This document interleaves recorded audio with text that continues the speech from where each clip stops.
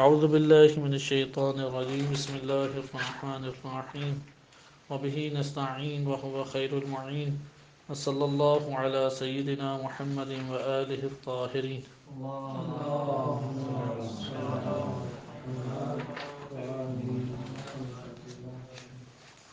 بدایت الحکمہ،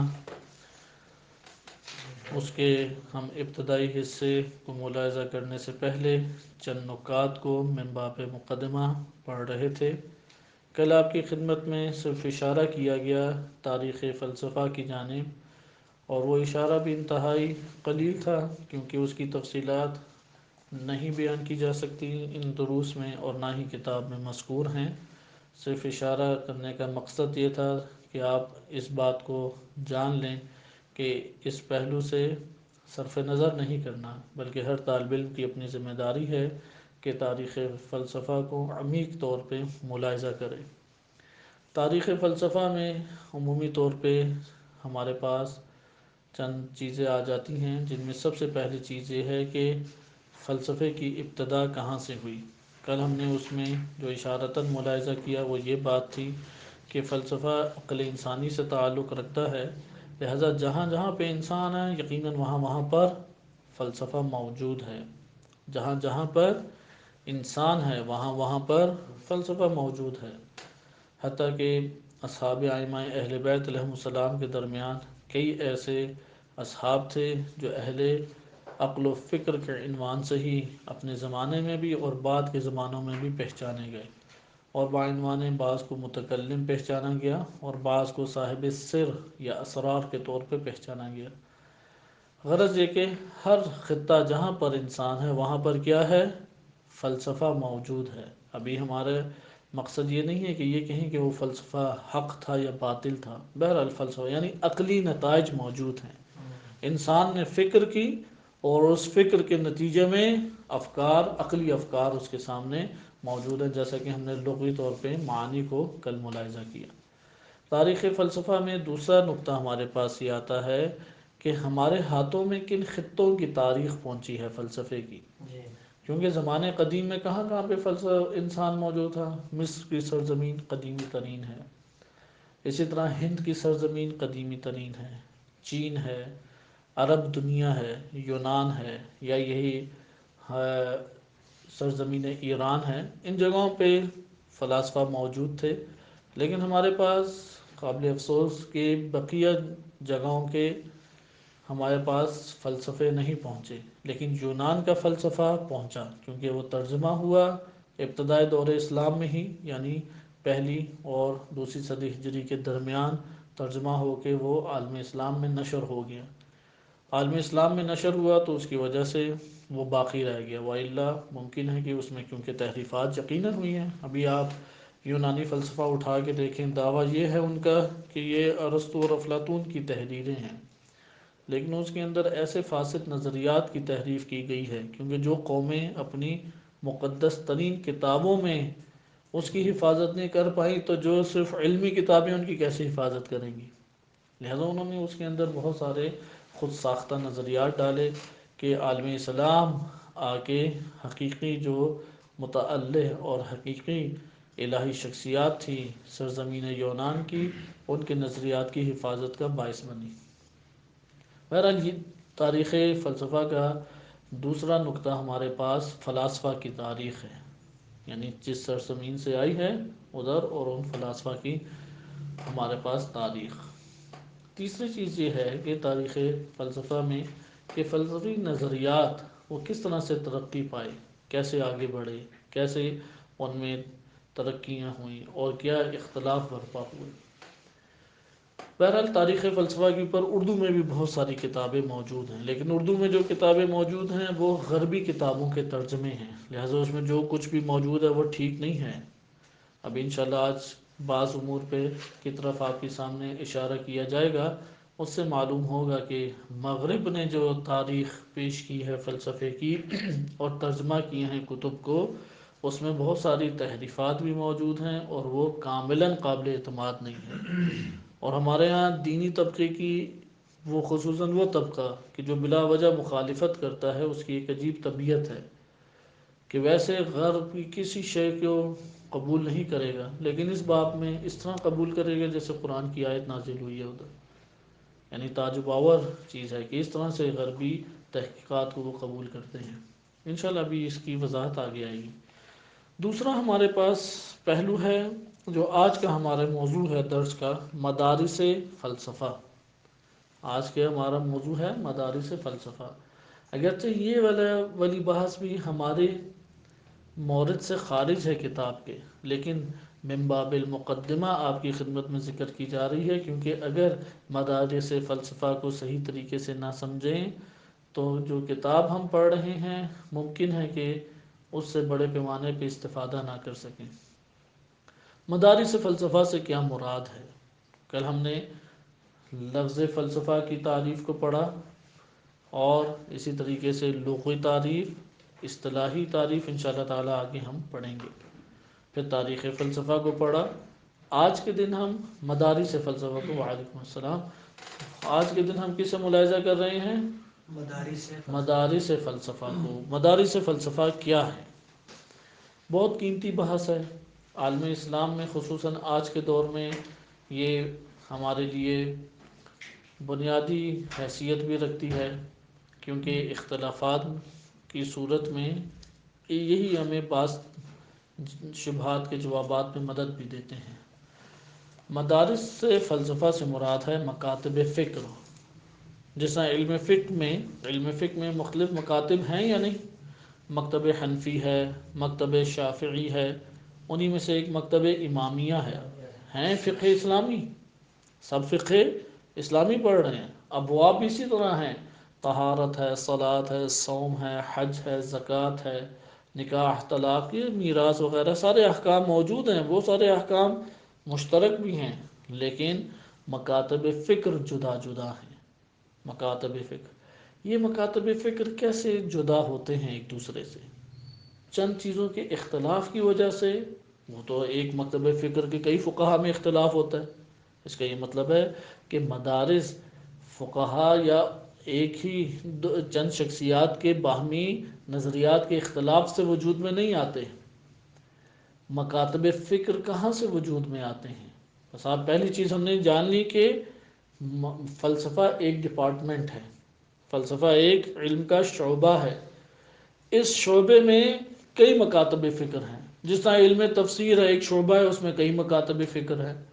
علم کلام ایک شعبہ ہے، لیکن اس میں اشاعرہ ہیں، معتزلہ ہیں، ماتریدیہ ہیں، امامیہ ہیں. پھر امامیہ کے ذیلی ہیں، اشاعرہ کے ذیلی فرقے ہیں، معتزلی یا حنابلہ کے ذیلی فرقے. اب ایک ڈپارٹمنٹ علم کلام کتنے حصوں میں تقسیم ہو رہا ہے؟ مکاتب فکر جدا جدا ہیں. اسی طریقے سے فلسفہ اور عرفان، یہ دونوں بھی مکاتب فکر ہیں جو داخل آیات اور روایات سے وجود میں آئے ہیں. یعنی گہرا اور شدید تعلق ہے آیات اور روایات اہل بیت علیہ السلام سے، یعنی عالم اسلام میں نشو و نما پائی ہے. ان مکاتب فکر میں، اس میں بھی کئی مکاتب فکر پائے جاتے ہیں، لیکن ایک مکتب کیسے وجود میں آتا ہے؟ کیا ایک مکتب اس طرح سے وجود میں آتا ہے کہ دو افراد آپس میں اختلاف کریں؟ اس سے وجود میں نہیں آتا، کیونکہ ہر مکتب فکر میں اہل علم آپس میں جزوی مسائل میں اختلاف کرتے ہی ہیں. جیسے آپ ابھی دیکھتے ہیں فقہ امامی، فقہ اہل بیت علیہ السلام، اس میں فقہا کے جزوی مسائل میں اختلاف ہے یا نہیں؟ کثیر اختلاف ہے. اشاعرہ کو لے لیں، اشاعرہ کا عقائدی مسائل میں بھی ایک دوسرے سے ان کے متکلمین میں اختلاف پایا جاتا ہے، فقہا میں بھی اختلاف پایا جاتا ہے. لیکن اس اختلاف سے کیا ان کا مکتب فکر جدا ہو گیا؟ نہیں، مکتب فکر جدا نہیں ہوا. ایسا پس ہمارے پاس یہ بات ہے کہ مدارس بنتے ہیں، لیکن مدارس اشخاص اور شخصیات کے جزوی مسائل میں اختلاف سے نہیں بنتے. پھر کیسے بنتے ہیں؟ جواب: مدارس یا مکاتب فکر منہج میں اختلاف کی وجہ سے بنتے ہیں، اور یہی منہج کے اختلاف اگر بڑے پیمانے پہ فرق کو ایجاد کر دیں تو اس صورت میں پورا ایک مکتب فکر ہمارے سامنے وجود میں آ جاتا ہے. لہذا مدارس فلسفہ سے مراد یہ ہے کہ ان کے منہج جدا تھے. منہج ایک کلمہ ہے جو ابتدائی طالب علم کو سمجھتے ہوئے مشکل پیش آتی ہے. اسے فارسی میں روش بھی کہتے ہیں، اردو میں بھی یہی کلمہ چلتا ہے، روش. منہج سے مراد یہ ہے ایک حقیقت ہے، اس حقیقت تک ہم نے پہنچنا ہے۔ مثال کے طور پہ آپ نے اپنے شہر سے بالفرض لاہور جانا ہے۔ اب لاہور جانے کے لیے کئی راستے ہیں، آشکار کئی راستے ہیں۔ ایک راستہ طولانی ہے، ایک مختصر ہے، ایک کچا راستہ ہے، ایک صحرائی راستہ ہے، ایک ہوائی راستہ ہے، ایک بحری راستہ ہے بالفرض۔ اب مختلف راستے ہو گئے نا۔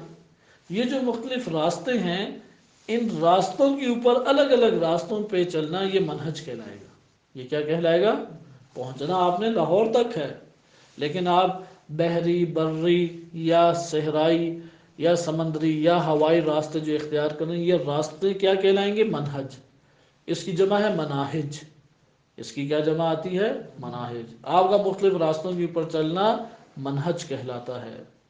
لہذا ایک ہی شے تک ہم نے پہنچنا ہے، لیکن اس کی طرف کئی راستے جا رہے ہیں۔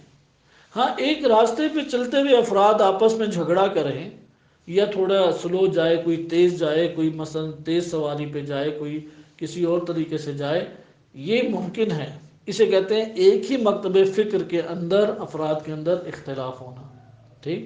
لیکن ایک مرتبہ کیا ہوتا ہے؟ راستے جدا جدا ہیں۔ ایک کسی طرف سے جا رہا ہے، ایک چیز مثلا ہوائی راستے سے جا رہا ہے، ایک سمندری راستے سے جا رہا ہے، ایک خشکی کے راستے سے جا رہا ہے۔ یہ کیا کہلائیں گے راستے؟ مختلف راستے مناہج۔ منہج کے اختلاف سے مکتب فکر جنم لیتے ہیں۔ منہج کے یعنی ممکن ہے کہ اختلاف کیا ہو راستے کا، لیکن وہ اسے بہت قوی نہیں کر سکے، وہ مکتب فکر نہیں بنے گا۔ لیکن بعض اوقات اختلاف منہج کا کیا جاتا ہے، پھر اسے قوت دی جاتی ہے، اس کے اوپر آ کے کام کیا جاتا ہے، یہاں تک کہ وہ ایک مدرسے، عربی زبان میں کرتے ہیں اسے مدرسہ یا اتجاہ، مدرسہ، اور ایک پورے کے پورے اسکول آف تھاٹ جسے کہتے ہیں، ہمارے سامنے مکتب فکر کی صورت میں وہ آ جاتا ہے۔ ہمارے پاس کیونکہ فلسفے کا تعلق ہے حقائق سے، حقائق دو طرح سے حاصل ہوتے ہیں۔ عمومی طور پہ حقائق دو طرح سے حاصل، یا کہ یہ کہہ لیں تین طرح سے مناسب ہے۔ حقائق کی دنیا ہمارے سامنے تین طرح سے آشکار ہوتی ہے۔ انسان اس دنیا میں واحد مخلوق ہے جو حقائق کو جان سکتا ہے۔ حقائق کو جاننا، حقائق سے کیا مراد ہے؟ کائنات کے اندر حقیقتیں موجود ہیں۔ ان حقیقتوں کو کیسے جانیں گے؟ کیونکہ حقائق کو جس طرح کا فہم رکھیں گے ویسا اس کے ساتھ سلوک کریں گے۔ یہاں پہ بات قرآن کریم کی آیات کے ذیل میں انتہائی حساس ہو جاتی ہے، کیونکہ حقائق کو جیسا جانا جائے گا ویسا برتاؤ اور اس سے سلوک برپا کیا جائے گا، ٹھیک ہے۔ اور یہ چیز انسانی، یعنی یہ ہے مرحلہ نظری اور یہ ہے مرحلہ عملی۔ سلوک انسان ویسا اختیار کرے گا، یعنی انسان کا علمی طور پہ ایک شے کو جاننا وہ اس کے عمل کے اوپر اثر انداز ہوتا ہے، کسی نہ کسی مورد میں بالخصوص اثر انداز ہوتا ہے۔ حقائق کو ہم واحد مخلوق ہے جو حقائق کو جان سکتی ہیں۔ اگر ہم حقائق کو نہ جانیں تو ہمارے یہ اینٹ بجری اور یہ جس طرح بے جان چیزیں نظر آتی ہیں، ہم میں اور ان میں کیا فرق رہے گا؟ وہ بھی آسمانوں کی وسعتوں کو نہیں جان سکتے، ہم بھی کچھ نہیں جان سکتے۔ وہ بھی زمین پہ چلنے والی مخلوقات کو نہیں جان سکتے، ہم بھی نہیں جان سکتے۔ انسان کا کمال عقل اور اپنے وجود میں اشیاء اور حقائق کو جاننا ہے۔ حقائق اس دنیا میں موجود ہیں، اور ان حقائق میں عظیم ترین حقیقت اور حق کیا ہے؟ اللہ سبحانہ و تعالی۔ یہاں تک کہ اللہ کے اسماء میں سے کیا ہے؟ حق۔ اور یہ قرآن نے بیان بھی کیا، سنوریہم آیاتنا فی الآفاق وفی انفسہم حتی یتبین لہم انہ الحق۔ یہی ہمارا ہدف ہونا چاہیے، حتی یتبین لہو انہ الحق۔ یعنی میرے اور آپ کے فلسفہ اسلامی شروع کرنے سے کیا مقصد ہے؟ اگر میرا اور آپ کا یہ مقصد نہیں ہے، ممکن ہے کہ ہمارا حکمت اسلامی پڑھنا لغویات میں شمار ہو جائے۔ انہ الحق، اللہ کی ذات کیا ہے؟ حق ذات ہے، عظیم ترین حقیقت، وہ حقیقت جس حقیقت کو جتنا پہچانتے چلے جائیں گے اتنے حقائق روشن ہوتے چلے جائیں گے۔ یہی وہ مورد ہے کہ جہاں پہ ہمارے ہاں حوزہ علمیہ کی بزرگ ہستیاں جو آج کے دور میں معروف ہیں، وہ بار بار اس بات کا درس دیتی ہیں، کیونکہ پہلے ایک زمانہ تھا کہ حکمت اسلامی کو پڑھنے پڑھانے والے افراد نہیں تھے۔ الحمدللہ انقلاب اسلامی نیابت امام مہدی علیہ السلام میں جو حکومت کی برکتیں حاصل ہوئیں، ان میں سے ایک عظیم برکت یہی فن کا زندہ ہونا ہے۔ لیکن وہ زندہ بھی ہوا تو کس صورت میں؟ عقلی طور پہ حاصل کر کے اصطلاحات کی دنیا میں گم، جیسے علم اصول اور علم فقہ سے کرتے ہیں۔ جب مورد حلال حرام سے بچنے کا آتا ہے تو گھر بار کے فلسفے بعض اوقات غالب آ جاتے ہیں، لیکن ویسے 24 گھنٹے اصول اور فقہ کو پڑھتے ہیں۔ اسی طریقے سے ان حقائق کے ساتھ تعلق قائم کر کے انسان کو عمل کا جب موقع آتا ہے تو ممکن ہے کہ شہوات انسانی وجود پہ غالب آ جائیں۔ اب ہمارے یہاں بعض کا حکمت اسلامی کو پڑھایا جاتا ہے صرف کورس کی حد تک، ایک کورس ہے، یا یہ حکمت اسلامی پڑھایا جاتا ہے اس عنوان سے کہ انسان حکمت اسلامی پڑھے، ایک وعلیکم السلام فلسفہ اسلامی بس پڑھ رہے ہیں، یہ چیزیں کوئی خاص فائدہ نہیں دیتی۔ لیکن اگر یہ ہدف ہو یتبین لہم انہ حق، اگر یہ پتہ لگ جائے تو یہ انسان کے مقاصد میں سے ایک مقصد ہے جو قرآن نے سامنے رکھا ہے۔ لہذا ہماری ساری کی ساری توجہ کس امر پہ ہونی چاہیے؟ حقائق کو جاننے میں۔ جو اس مقصد کے لیے قدم اٹھاتا ہے یہ ہے علم، یہ ہے وہ نور، یہ ہے کہ جس میں فرشتے انسان پاؤں کے تلے اس کے اپنے پر بچھا دیتے ہیں۔ یہ ہے طالب علم، علم کو طلب کر رہا ہے، کیوں؟ تاکہ حقائق سے آشنا ہو جائے۔ حقائق سے آشنا ہونے کے لیے اللہ نے گوہر انسانی وجود میں عقل و فکر رکھا ہے۔ گوہر کیا ہے؟ عقل و فکر۔ بہرحال آگے ہم انشاءاللہ تعالیٰ اس حوالے سے چلتے ہیں، وعلیکم السلام، اور اس کو ملاحظہ کرتے ہیں۔ یہ 3 حصوں میں ہمارے پاس چیز تقسیم ہوتی ہے۔ ایک ہمارے پاس مورد ہے اس میں حقائق کو جاننے کے حوالے سے کہ حقیقت جانی جائے وجودی طور پہ، یا اس کو کہا جا سکتا ہے حقیقت جانی جائے شہودی طور پہ، یا کشف کے ذریعے۔ ایک ہی نام ہے یہ تینوں ایک ہی مرحلہ ہے، وجدان اور شہود۔ وجدان اسفار اربع میں ملا صدرہ رحمۃ اللہ علیہ واضح بیان کرتے ہیں وجدان اور شہود ایک شے ہے، وجودی اور وجدانی طور پہ جانا چاہے۔ یہ سب سے اعلیٰ ترین مرتبہ ہے، سب سے اعلیٰ ترین مرتبہ ہے حقائق کو جاننے کا۔ دوسرا ہمارے پاس ہے عقلی اور فکری طور پہ۔ یہاں پر عقلی طور پہ جانتا ہے، یعنی نور علم حاصل ہے جس کی وجہ سے چیزیں روشن ہو گئی ہیں اور انسان ملاحظہ کر رہا ہے، بس دیکھ رہا ہے۔ کیا اس کے ساتھ اپنا تعلق بھی قائم کر رہا؟ نہیں، تعلق عقل و فکر تو ہے لیکن تعلق وجودی ابھی قائم نہیں ہوا، ترقی کرنا ضروری ہے۔ اگر ترقی نہ کی تو ٹھیک ہے، عقلی ایک مرحلہ ہے انسانی وجود میں کمال کا، وہاں تک رہ جائے گا، لیکن کہاں تک پہنچنا ہے؟ یہاں تک۔ اور ایک دفعہ حقائق کو جانتا ہے تقلیدی طور پہ۔ اس کا یہ مطلب ہے کہ آنکھیں بند ہیں، آنکھیں بند ہیں اور ایک شے کو تھامے ہوئے ہیں، نہیں پتا کیا ہے، نہیں پتا کیا اس کا اثر ہے۔ اس کو مجازن کہہ سکتے ہیں کہ آپ اس نے حقائق کو جانا، وَإِلَّا یہ حقائق کو جاننا نہیں کہتا ہے، لیکن تقلیدی طور پہ۔ ادھر سے مدارس فکر ہمارے پاس 3 تقسیم ہو جاتے ہیں۔ ہمارے پاس 3 ہی اور ذرائع ہیں، اس کے علاوہ کوئی اور ذریعہ نہیں ہے۔ لہذا جو مدارس ہمارے پاس آتے ہیں، بعض یہ خالص اس بات کے قائل ہیں، بعض خالصتاً عقل و فکر کے قائل ہیں۔ مثلا بعض مدارس فکر ایسے ہیں یا مدارس موجود ہیں ہمارے پاس، مدارس فلسفی کہہ سکتے ہیں یا حقیقت کو جاننے کے اعتبار سے ہم مکاتب فکر کہہ سکتے ہیں۔ وہ قائل ہیں کہ فقط وجودی اور شہودی طور پہ جانا جائے اور اس کے ذریعے سے انسان منازل طے کرتا ہے۔ یہ منازل تہذیب نفس ہیں اور کمالات کی ایک دنیا ہے۔ اس کو عام طور پہ علوم کی دنیا اگر علم کی زبان میں پڑھنا چاہیں تو اس کو علم عرفان و تصوف سے تعبیر کیا جاتا ہے، علم عرفان و تصوف سے تعبیر کیا جاتا ہے، اس کو فلسفے سے تعبیر کیا جاتا ہے۔ اور یہ جو ہمارے پاس تیسری چیز آ جاتی ہے یہ مدارس کلامیہ میں سے ایک مدرسہ ہے۔ آئے اب ہم مدارس کو تھوڑا دقت سے دیکھتے ہیں اور اس کو سمجھنے کی کوشش کرتے ہیں۔ انہی تین کے ملاپ سے ہمارے پاس مدارس وجود میں آتے ہیں، اور اس میں ہمیں دیکھنا ہوگا کہ ہم جو کتاب پڑھ رہے ہیں وہ ان میں سے کس مدرسے سے تعلق رکھتی ہے، وہ کس مکتب فکر سے تعلق رکھتی ہے، اور اس میں کیا بیان کیا جائے گا۔ بس ہمارے پاس بنیادی طور پہ یہ تین چیزیں آئیں۔ ایک ہے خالصتاً وجودی و شہودی، دوسرا ہے ہمارے پاس خالصتاً عقلی و فکری، اور تیسرا ہے تقلیدی۔ ٹھیک، آئیے اس کو ابھی ہم دیکھتے ہیں۔ مدارس یا مکاتب فکر ایک ہمارے پاس ہے۔ اب ہم ایک نئی ترتیب سے چلتے ہیں۔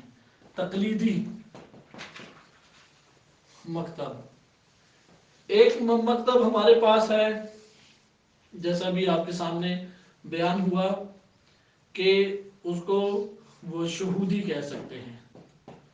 تیسرا ہمارے پاس ہو گیا عقلی، چوتھا ہو گیا جس کو توفیقی بھی کہتے ہیں۔ توفیقی یعنی کیا مطلب؟ امتزاجی، یعنی ان کا باہمی امتزاج موجود ہے۔ کیا ہے؟ باہمی امتزاج۔ تقلیدی مکتب کو عام زبان میں کہا جاتا ہے اہل حدیث۔ کیا کہا جاتا ہے؟ اہل حدیث۔ شہودی کو کہا جاتا ہے اہل سیر و سلوک یا اہل عرفان یا اہل تصوف، اسی کے عنوان سے ان کے نام بھی ہیں۔ انہیں عرفاء کہتے ہیں یا صوفیاء اور سالک کے نام سے یہ اہل سیر و سلوک، سالک کے عنوان سے پہچانے جاتے ہیں۔ عقلی ہمارے پاس آ جاتا ہے، وہ مشا، اہل مشا کہلاتے ہیں، فلسفہ مشا کے نام سے معروف ہے۔ فلسفہ مشا کے بانی ہیں، ارسطو کو نسبت دی جاتی ہے۔ ارسطو جنہیں فارسی میں ارسطا طالیس کہتے ہیں، ارسطا طالیس۔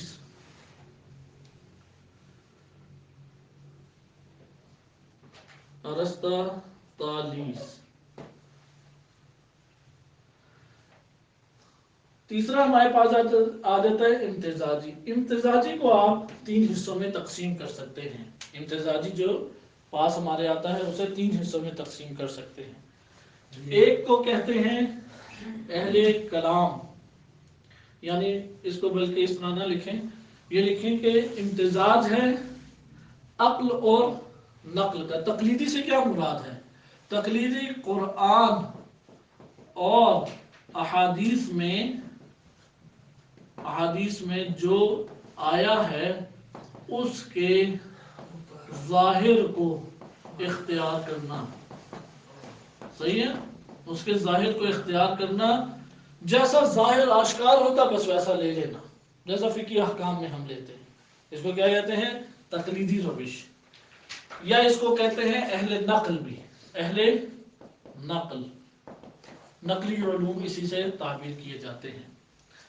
پہلا ہمارے پاس آ جاتا ہے نقل و عقل، دوسرا ہمارے پاس مکتب آتا ہے عقل و عرفان، تیسرا ہمارے پاس آتا ہے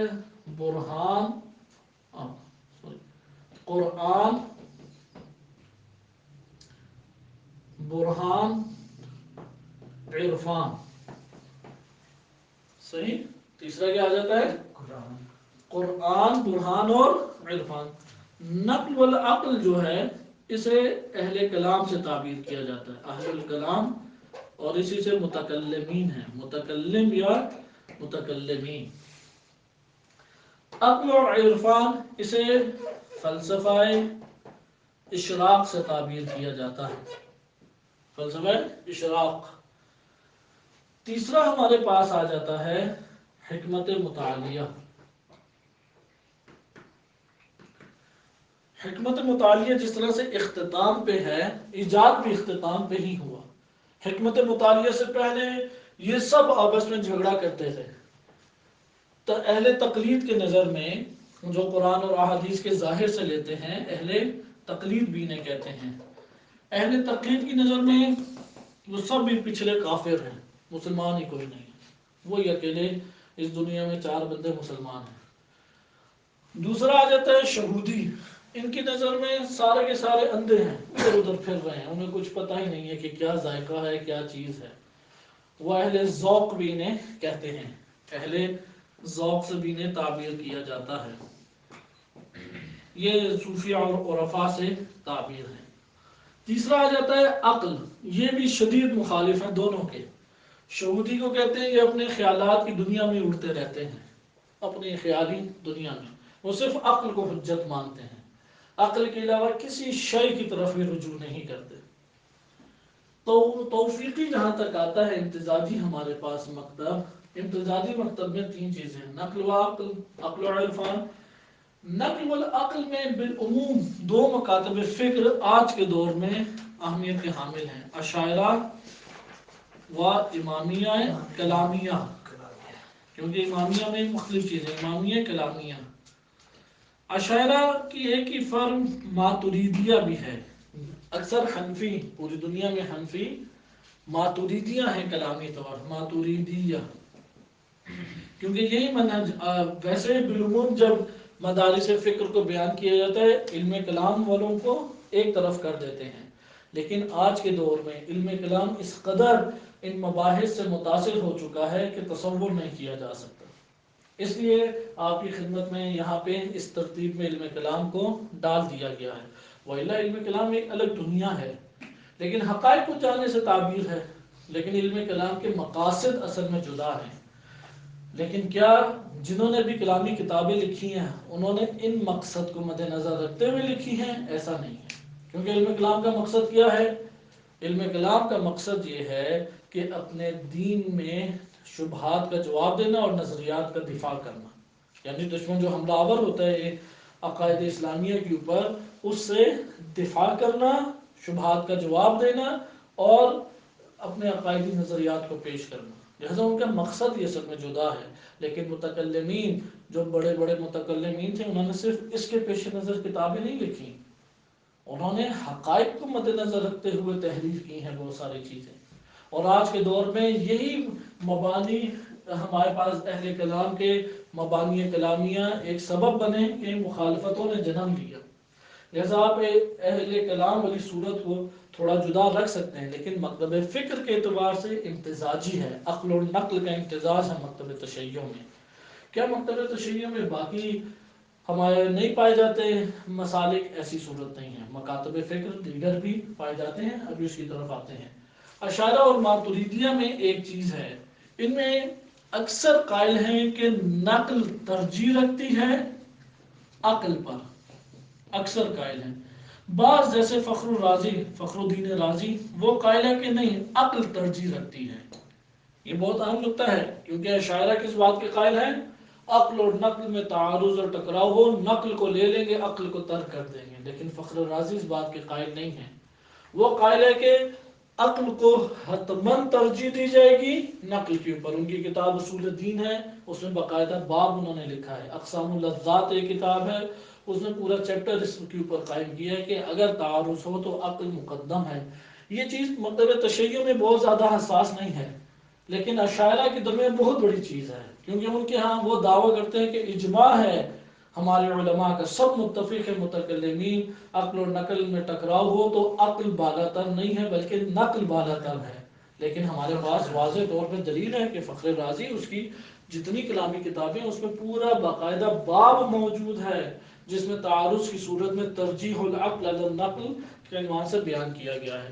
امامیہ کی جہاں تک بات ہے تو ادھر 80% اس بات کے قائل ہیں، 80% اس بات کے قائل ہیں کہ عقل ترجیح رکھتی ہے اور عقل کے آئینے میں نقل کو لیا جائے گا.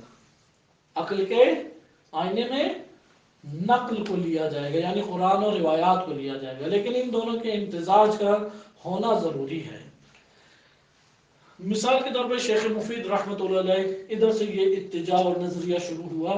اس کے بعد شریف مرتضیٰ، سید مرتضیٰ رحمۃ اللہ علیہ آئے، پھر ان کے بعد بڑی شخصیت خواجہ طوسی کی آئی، پھر اس کے بعد ان کے عظیم شاگرد علامہ ہلی، پھر فاضل مقداد، اور اس طرح سے یہ پورا کا پورا ہمارے پاس منہج کلامی منظم اور مرتب صورت میں موجود ہے۔ اور الحمدللہ زمانے قدیم سے مدارس حوزہ جات علمیہ میں اس کلامی منہج کو مضبوط طریقے سے پڑھایا جاتا ہے کہ باب ہادی اشر ہے، باب ہادی اشر کے بعد کتاب شروع کرائی جاتی ہے، مثلا کشف المراد تجرید العقائد کی وہ شرح ہے، اور اس طرح سے ایک کلامی سفر طے کرایا جاتا ہے۔ آج کے دور میں کئی اور کتابیں داخل کر دی گئی ہیں مختلف قسم کی، لیکن اہم ترین کتاب اس میں کشف المراد شمار کی جاتی ہے، اور کشف المراد علامہ ہلی کی کتاب ہے جو شرح ہے خواجہ طوسی رحمۃ اللہ علیہ کی تجرید الاعتقاد۔ اور یہ کہاں سے منہج ہے؟ جو تجرید الاعتقاد کتاب اچھے طریقے سے پڑھ لے وہ علم کلام شیعہ سنی ہر قسم کا علم کلام پڑھنے کی صلاحیت رکھتا ہے، اور فرض یہ ہے کہ ہر طالب علم کو یہ مرحلہ طے کرنا ہے۔ یہ مرحلہ طے ہوتا ہے کتاب منطق کے بعد، کتاب منطق کے بعد وہ براہ راست اس میں داخل ہو کے پڑھ سکتا ہے، اور انشاءاللہ آپ حوزہ جات میں بعض کتابیں پڑھیں گے، یعنی باب ہادی اشر کے مرحلے کی علم کلام اچھا پڑھایا جاتا ہے، لیکن کشف المراد وہ باقاعدہ طور پہ مضبوط طریقے سے خود طالب علم کو استاد تلاش کر کے پڑھنی چاہیے، اور بڑے پیمانے پہ نجف اشرف میں بھی اور قم میں بھی بڑے پیمانے پہ پڑھائی جا رہی ہے، اس لیے آرام سے اس کے اساتذہ مل جاتے ہیں۔ لیکن ایک مرحلہ ہر طالب علم کے لیے، جیسے بھی ہم حکمت اسلامی پڑھ رہے ہیں، ہر طالب علم کے لیے ضروری ہے کہ علم کلام کا یہ مرحلہ وہ خود سے استاد کے پاس بیٹھ کے طے کریں۔ وہ انشاءاللہ بعد میں اسے دیکھتے ہیں۔ ہمارے پاس اگلی بات ہمارے کیا آ گئی کہ عقل و عرفان، یہ ہے فلسفہ اشراق، اور ان سب جتنی بھی چیزیں ہیں ان سب کی دنیا کو سمو دیا حکمت مطالعہ ملا صدر رحمۃ اللہ علیہ نے، کہ ان کے فلسفے کا نام کیا ہے؟ حکمت مطالعہ۔ تقلیدی طرف آئیں اب ہم، کیا تقلیدی پیمانے پہ مکتب تشیع میں افراد موجود ہیں یا نہیں؟ ہاں، یہ مکتب پورا کا پورا موجود ہے ہمارے پاس، اس کو کہتے ہیں مدرسۃ التفقیق، جو آج کے دور میں مدرسۃ التفقیق کے نام سے پہچانا جاتا ہے۔ ان کا مبنا فقط اور فقط اہل حدیث کی طرح تقلیدی ہے، قرآن اور روایات اہل بیت علیہ السلام کا ظاہر، اور اس وقت حوزات علمیہ میں قم اور نجف بڑی بڑی شخصیات اسی مکتب کی قائل ہیں، مراجع اعظام کی حد تک بعض اس کے قائل ہیں۔ جہاں تک یہ والا مکتب ہے، یہ مکتب کی صورت میں ہمارے پاس ابھی تک دقیقاً موجود نہیں ہے، سوائے سید حیدر آمولی رحمۃ اللہ علیہ ایک عظیم شخصیت آئے ہیں، انہوں نے اسے ایک بڑی حد تک آج سے چند صدیوں پہلے گزرے ہیں، انہوں نے اسے مرتب کیا ہے، لیکن یہ بکھرا ہوا ہمارے پاس موجود ہے، صحیح شہودی یا وجودی، یا آپ اسے عرفان کہہ سکتے ہیں۔ لہذا عرفان میں جتنی بھی کتابیں پڑھائی جاتی ہیں ان میں اکثر کے مصنف ان کی نسبت اہل سنت کی طرف ہے، ان کی نسبت اہل سنت کی طرف، لیکن عملی میدان میں بہت وسیع پیمانے پہ یہ علم موجود ہے۔ تیسرا آ جائے مشا۔ مشا، اس کا اہتمام 1000 سال سے شیعہ سنی دونوں ہی مدارس میں ہوتا رہا ہے، اور اس میں ارسطو ایک بڑی شخصیت ہے، اور اس کے بعد معلم ثانی ابو النصر فارابی آئے کہ بہت بڑی شخصیت ہیں، ابن سینا سے بڑھ کر انہیں شمار کیا جاتا ہے، کیونکہ فارابی کو آج کے دور میں بڑے پیمانے پہ دقیق محققین پڑھ رہے ہیں، اور بار بار اعتراف، یعنی حکمت مطالعہ پڑھنے والے جب فلسفہ مشا کو پڑھتے ہیں تو اس میں متاثر ہوتے ہیں فارابی سے، اتنی یہ بڑی شخصیت ہے۔ انہی میں تیسرا نام ہے شیخ الرئیس ابو علی سینا یا ابن سینا کے نام سے معروف ہیں، اور انہی میں ایک اہل سنت شخصیت آتی ہے معروف ابن رشد۔ ابن سینا اس میں سب سے بڑھ کر نکلے، اور بہت ان کی خدمات موجود ہیں۔ ان کی 2 کتابیں الشفاء اور الاشارات، یہ غیر معمولی توجہ اور غیر معمولی توجہ کا باعث بنی، اور تمام علماء کی پوری توجہ اسی کی طرف مرکوز ہوئی، اور قدیم زمانے سے پڑھائی جا رہی ہے۔ الشفاء کئی حصوں میں تقسیم ہے، اور اسی کے ذریعے سے در حقیقت عقلی پیمانے پہ فلسفہ اسی جگہ پہ موجود ہے، جسے کہتے ہیں نا عقلی فلسفہ، خالصتاً عقلی فلسفہ وہ اسی جگہ پہ موجود ہے، اور اس کی مناصدرہ کیا، اگرچہ حکمت مطالعہ اس وقت خزاجات علمیہ میں کاملاً غلبہ پا چکا ہے، لیکن اسی کے اثناء میں ظاہری طور پہ اس وقت ابن سینا کے فلسفے کو بھی اٹھایا جا رہا ہے، اور فلسفہ مشاء کے حوالے سے رہتا کہ ایک اکیڈمی ابھی دکتور ایمن مصری ہیں، معروف ترین محقق اور بزرگ عالم ہیں، کہ اہل سنت سے شیعہ ہوئے، ایم بی بی ایس کی ڈگری امریکہ سے، ایران سے پی ایچ ڈی انہوں نے کی، اور حوزہ علمیہ میں تمام درس خارج کی تعلیم حاصل کی، اور فلسفے کو بہت دقت سے پڑھا، ذہین بندے ہیں، مصر سے تعلق رکھتے ہیں ڈاکٹر ایمن مصری۔ انہوں نے تمام فلسفوں وغیرہ کا انکار کر کے مشاء کو قبول کیا ہے، اور شدید اعتراضات حکمت مطالعہ کے اوپر کرتے ہیں، تو پوری اکیڈمی قائم ہے، اور وہ فقط و فقط مشاء کو پڑھاتے ہیں، لہذا جو معتقد ہو جس شے کا اس کو اچھے طریقے سے بھی پڑھاتا ہے۔ تو بہرحال یہ ہمارے سامنے ہے، اس کی انشاءاللہ بھی اگلے درس میں کچھ تفصیلات بیان کی جائیں گی، کیونکہ ہمارے لیے اہمیت کی حامل یہ تین مدارس ہیں، ایک ہے یہ مسلک شہودی، اور مسلک عقلی، و مسلک امتزاجی، جس میں فلسفہ اشراق اور حکمت مطالعہ ہے۔ مدرسہ تفکیک کی جہاں تک بات ہے، کہ اگرچہ اس فکر کے حامل افراد زمانے قدیم میں موجود رہے ہیں، جیسے کہ اس کا ایک بڑا اظہار شیخ صدوق رحمۃ اللہ علیہ کی شخصیت سے ہوتا ہے، کہ انہوں نے کتاب الاعتقادات جب عقائد میں لکھی تو اسی منہج کے مطابق لکھی، عقائد بھی دوسری کتاب جو مہدویت کے باب میں لکھی کمال الدین، وہ بھی اسی سے متاثر ہمیں دکھائی دیتی ہے۔ لیکن اسی دور میں شیخ صدوق کے بعد شیخ مفید رحمۃ اللہ علیہ ہیں، وہ ان کی شخصیت کاملاً اس کے برعکس ہے، ان کا زیادہ زور کلامی منہج کے اوپر ہے، لہذا عقلیات اس میں بڑا اثر دکھائی دیتا ہے۔ اس لیے سید مرتضیٰ علم الہدیٰ رحمۃ اللہ علیہ، انہوں نے جو عقلیات کو پھیلایا، آج بھی اس کو پڑھنے کے لیے ایک طالب علم کو مشکل پیش آتی ہے، اس قدر بڑے پیمانے پہ عقلی نتائج اور استنتاج اس میں موجود ہیں۔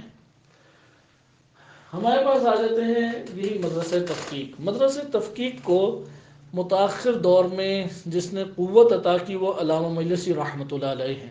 علامہ مجلسی، انہوں نے اگرچہ حکمت اسلامی کو پڑھا، اگرچہ انہوں نے اہل عرفان کو مشاہدہ کیا، کیونکہ ان کے اپنے والد ماجد مجلس اول تقی مجلسی رحمۃ اللہ علیہ، ان کی باقاعدہ خانقاہ تھی، اور ان کی ایک طویل عمر گزری ہے خانقاہوں میں، اہل شہود اور اہل کشف و شہود کے طور طریقوں کے مطابق۔ لیکن ان کے زندگی کے اختتام کے بعد علامہ مجلسی رحمۃ اللہ علیہ نے ایک رسالہ لکھا، اور رسالے کے حاشیے میں لکھا کہ میرے والد کا ان سے کوئی تعلق نہیں تھا، اور وہ فقط اور فقط انہیں جاننے کے لیے اتنا طویل عرصہ ادھر گئے۔ تو علماء اس بات کو قبول نہیں کرتے کہ کیسے ممکن ہے کہ ایک عظیم ترین شخصیت ہو اور اس کے سامنے علمی کتابیں موجود ہیں، وہ ان کے طور طریقے جاننے کے لیے زندگی کا اتنا بڑا حصہ خرچ کر دے۔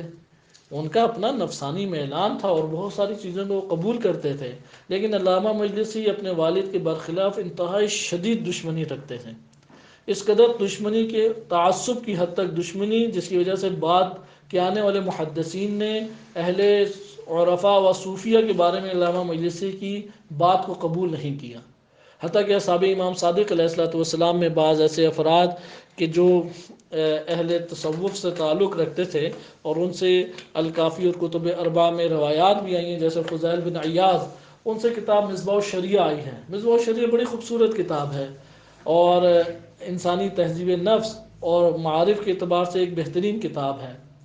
اس کتاب کو علامہ مجلسی نے بحار الانوار میں ذکر ہی نہیں کیا، ایک روایت اس میں سے ذکر نہیں کی۔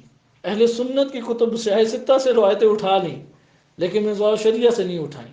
جب محدث نوری رحمۃ اللہ علیہ آئے تو انہوں نے خاتمۃ و مستدرک میں شدید اعتراض کیا علامہ مجلسی کے اوپر، اور کہا کہ اہل صوفیہ کے اگر وہ باطل ہیں تو ان کے باطل ہونے کا یہ مطلب نہیں ہے کہ کوئی قابل اعتماد چیز ان سے ثابت ہی نہیں ہو سکتی۔ اگر آپ یہ لے لیں تو حدیث کا بہت بڑا سرمایہ چلا جائے گا۔ واقفیہ سے آپ چیزیں لیتے ہیں، جن کو ممتورہ تک اصحاب ائمہ علیہ السلام نے کہا ممتورہ، ان سے آپ حدیث لے لیتے ہیں، لیکن ادھر آئیں تو ادھر سے حدیث نہیں لیتے، یہ کیسی بات ہوئی؟ پھر کہا کہ صوفیہ میں دو چیزیں ہیں، محدث نوری بیان کرتے ہیں، ایک ہے ان کا ہدف کہا کہ ان کا جو ہدف ہے وہ تو تمام انبیاء اور ائمہ علیہ السلام کا ہدف ہے، وہ کمال انسانی، تہذیب نفس اور اللہ سبحانہ و تعالیٰ کی طرف سفر ہے، قرب ہے۔ اور دوسرا ان کے دعویٰ جات، کہتے ہیں ہمارا اس سے کوئی تعلق نہیں ہے، ہمارا ان دعووں سے کوئی تعلق نہیں ہے، اس لیے انہوں نے انصاف کیا اور مصباح الشریعہ کی روایات کو مختلف ابواب کے تحت مستدرک و وسائل شیعہ میں انہوں نے باقاعدہ درج کیا۔ تو یہ آپ کے سامنے کچھ تفصیل آئی، انشاءاللہ اب ہم اس میں سے مدرسۃ التفقیق کو تھوڑا ملاحظہ کریں گے کہ علامہ مجلسی سے پھر یہ علامہ مجلسی کی حد تک یہ مدرسے کی صورت اختیار نہیں کیے تھا، مکتب تشیع میں مکتب فکر نہیں یہ بنا تھا، لیکن علامہ مجلسی رحمۃ اللہ علیہ کے بعد جب یہ دور آیا، یہی صدی، تو آج سے 100 سال پہلے ایک شخصیت مرزا مہدی اصفہانی گزرے ہیں، انہوں نے اس کو مکتب کی صورت دے دی اور ان سے بزرگان نے استفادہ کیا، اور انہی میں سے بعض بزرگان ابھی بھی حوزہ جات علمیہ میں موجود ہیں اور اس مکتب کے بہت قریب ہیں، نجف میں بھی اور قم میں بھی، کیونکہ ان کے استاد مرزا مہدی اصفہانی جنہوں نے اسے مکتب کی صورت دی، ان کا کاملاً جو انحصار تھا وہ اسی نظریے کے اوپر تھا کہ جو علوم الہیہ ہیں قرآن اور اہل بیت وہ بالکل الگ دنیا ہے، اور جو عقلی استنتاج اور نتائج ہیں بشر کے وہ بالکل الگ دنیا ہے، دونوں کا کوئی آپس میں ملاپ نہیں ہے۔ انشاءاللہ اگلی درس میں اس کو ملاحظہ کریں گے، اور صلی اللہ علیہ سیدنا محمد و آلہ طاہرین۔